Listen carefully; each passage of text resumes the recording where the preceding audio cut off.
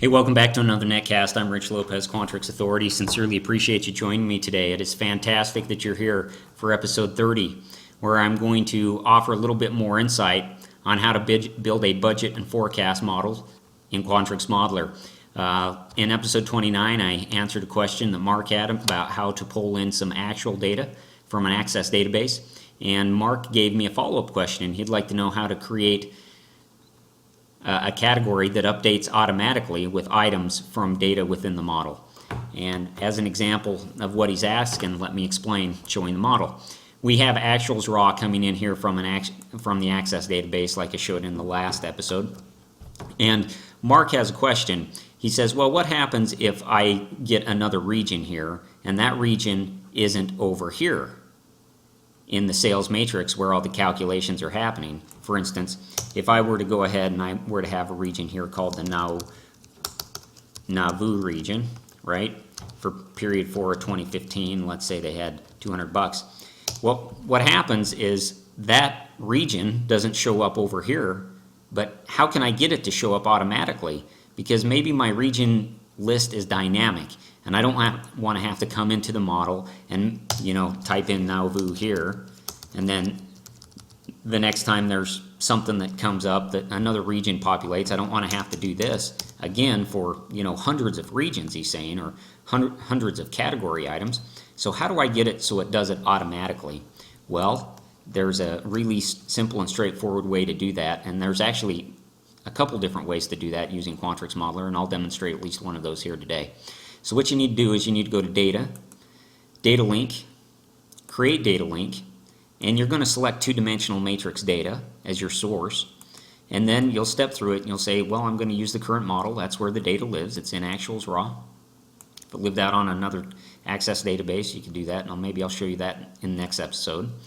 What is the matrix that has the list where I want to pull data from? It's in actuals raw, and the category is the column category, as you can see here, and it's actually that column.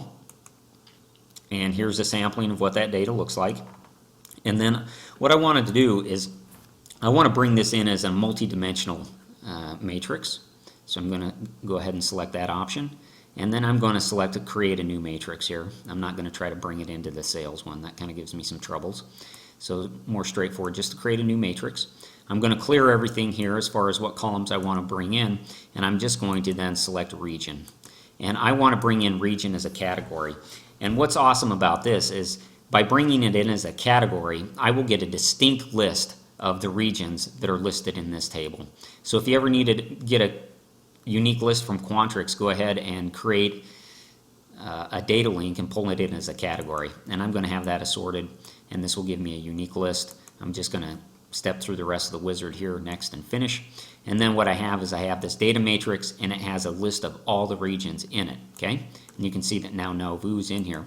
So what I'm going to do in order to have this region now be automatically updated, I'm just going to delete it actually from the sales matrix, and I'm going to go back to this data matrix. I'm going to rename this one, okay? I'm going to call this region dim, I guess.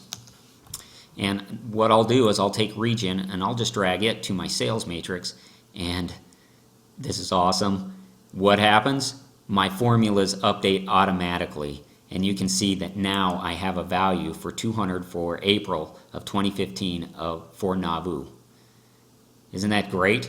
And then if I were to add more, say I were to add another one called Shiprock, okay, and I did that for 5 of, well, let's do 4 again. 4 of 2015, and say I had 135 in there. What I would need to do in order to get Shiprock to appear here, in theory this would be, what I just put in here would be living out here in the Access database. I could go ahead and I would update that link, and then I would go to region dim, or I could just update all, and I would update region dim, and I'll do that here. And you can see Shiprock comes in, and then lo and behold, Shiprock's right here, sorted alphabetically for 135 for April.